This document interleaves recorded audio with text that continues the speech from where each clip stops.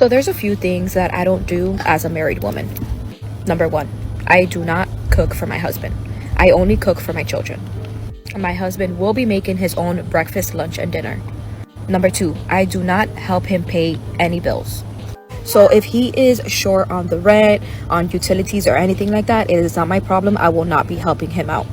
His job is to provide for his family, so I am not financially contributing to any of the bills. What would you say you do here? You know what I would find refreshing in these videos of modern wives? I would actually love to see a video of a modern housewife listing off the things that she's actually willing to do as a married woman. Modern wives love to do next to nothing. They claim that any form of domestic labor is either patriarchy or slavery, but that depends on the phase of her menstrual cycle. She refuses to have regular bedroom fun with him because she's constantly having headaches thanks to that menstrual cycle. And she refuses to support her husband in doing anything because apparently her menstrual cycle wasn't legally recognized as a thing until 1873. It's always, I won't do this, and I refuse to do that. And men are supposed to be the providers, and I am incapable of providing for myself. Just once, I would love to hear a modern housewife mention one thing that she's willing to do for her husband. But then I remember, I live in reality, and even if a modern housewife was capable of doing those things for her husband without complaining, do we even want to see if she could do it without botching it up completely? Number three, I do not do his laundry.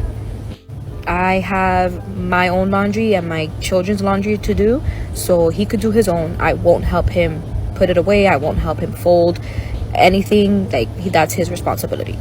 Number four, he is responsible for replacing any of his essentials like soap, shampoo, anything like that. He needs to go buy it himself. Even if I'm at the store, I will not be replacing it for him. If he needs new underwear, new socks, or anything like that, that's for him to do. I'm not going to do it for him. I'm not going to enable a perfectly grown-ass adult because then they get used to that shit. So, no. Man, that's just mean. That's mean, man. Okay, if this isn't rage bait, then I legitimately feel sorry for not only her husband, but also this broad's kids. She claims ownership over the kids. She doesn't even give him the dignity of recognizing him as a father. It's my kids, my food, my life. But you know if that husband was at the store, she'd be hounding him for shampoo, soap, tampons, and Monistat. That's only because the marriage is no longer seen as a stable, lifelong bond between a man and a woman. It's a legally enforceable financial contract where if the wife decides to end it at any given time, the odds of her benefiting from it financially are extremely high. So that man is effectively being held hostage by his wife, and she's using his children as leverage. This is just one of the many reasons why marriage is a completely pointless endeavor nowadays.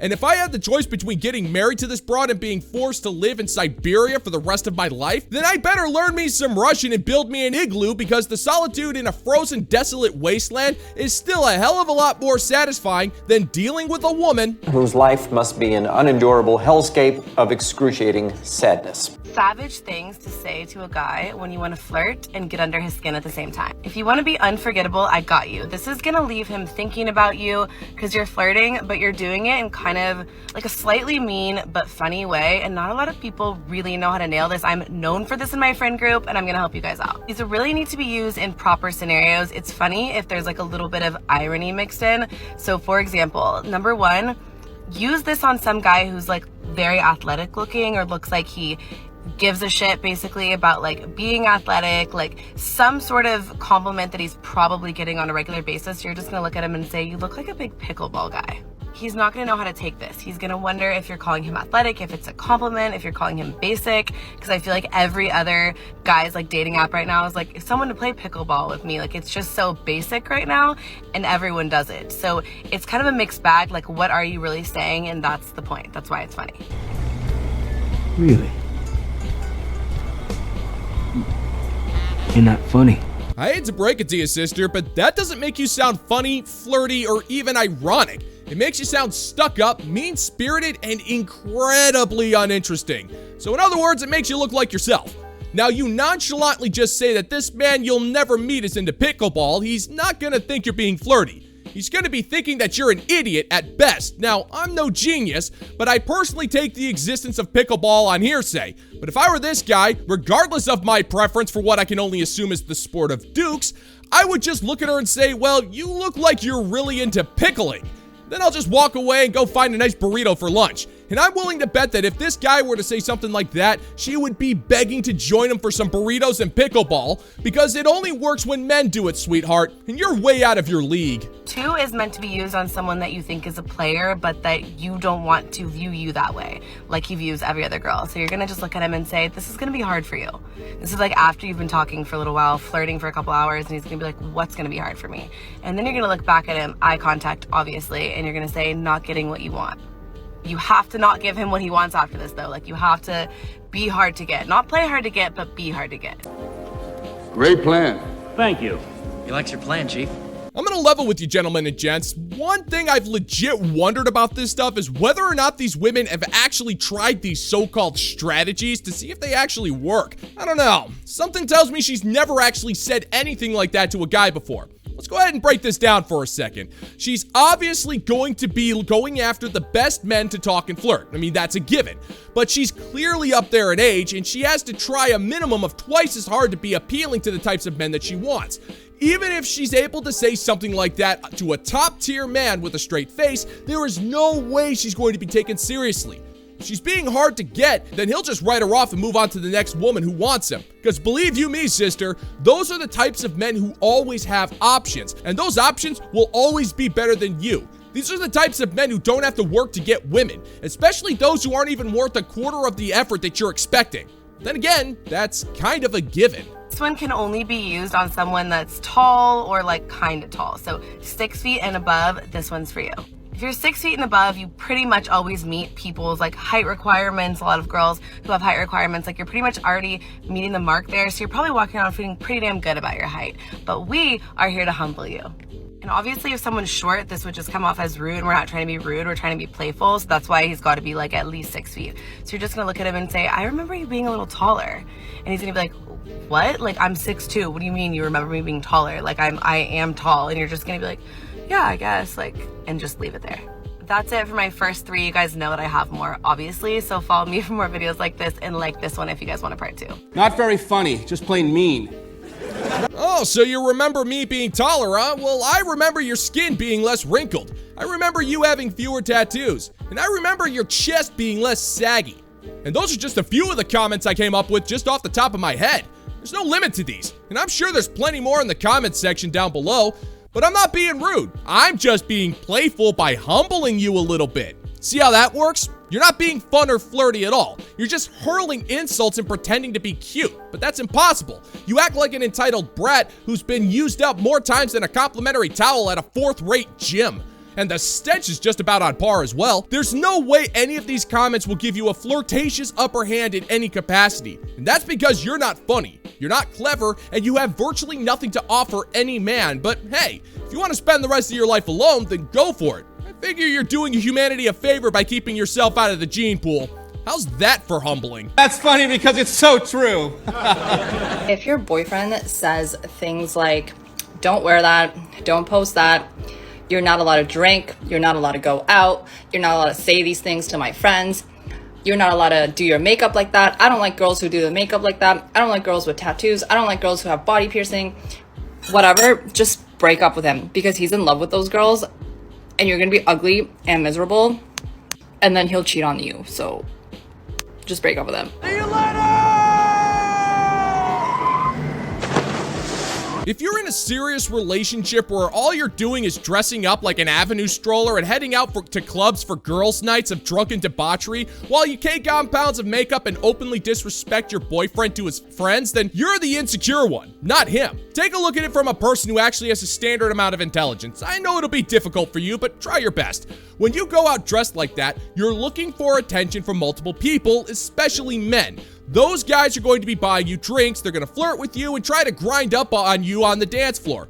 And one thing could lead to another and you'll end up either cheating on your boyfriend or even worse. Your boyfriend cares about you to the point where he feels like he can voice his concerns to you and your gut reaction is to insult him and break up with him because your insecure need for external validation is more important than his feelings for you. But by all means, break up with him. That man deserves better than a broken woman who will openly disrespect him while getting wasted on $22 Long Islands. Good, but I would say it's horrible yet terrible.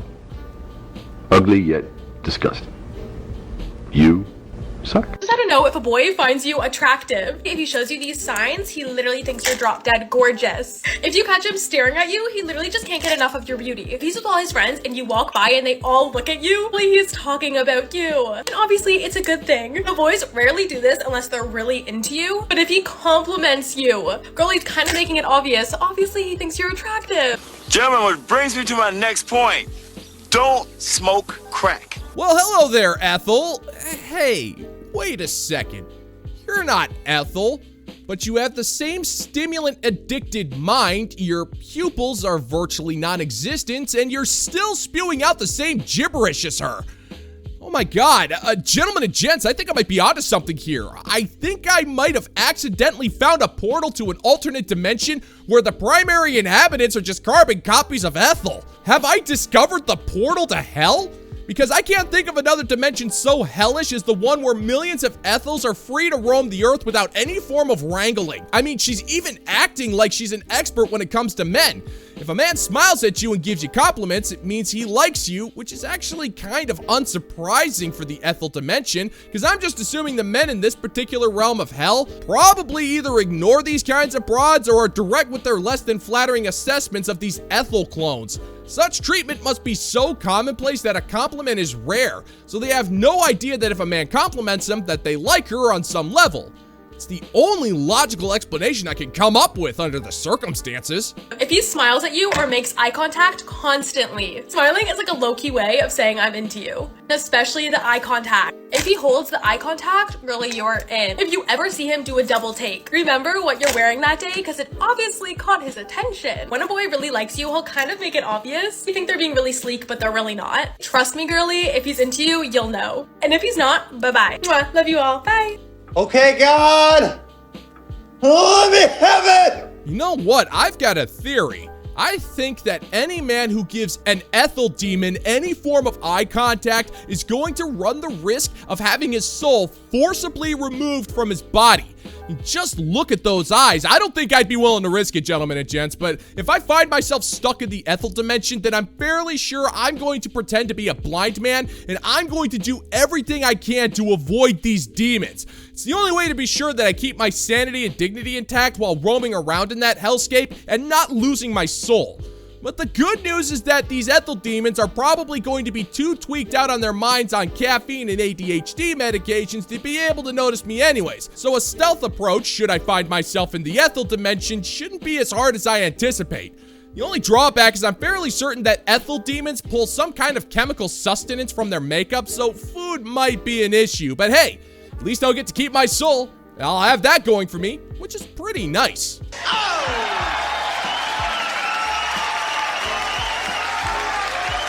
And that is going to do it for today's video, gentlemen and gents. And as always, if you find that my particular brand of comedy is bringing you to the brink of laughter, then why don't you scroll on down and click that like and subscribe button.